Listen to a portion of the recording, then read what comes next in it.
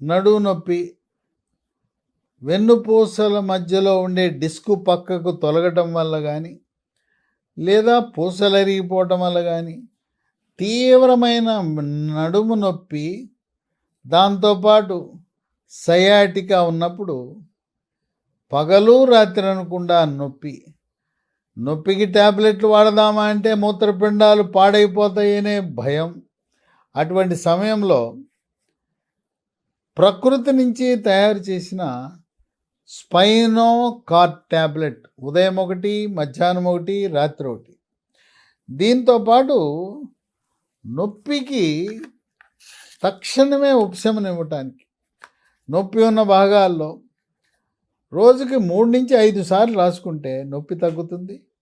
ఈ రెండింటితో పాటు మహాబీర విత్తనాలు, మహాబీరా సీడ్స్, ఇవి వన తులసి, ఇవి రాత్రిపూట ఒక స్టీల్ గ్లాసు నీళ్ళలో 1 స్పూను నానబెట్టి ఉదయాన్న పరగడుపున నీళ్లు గింజలు కలిపి తాగాలి.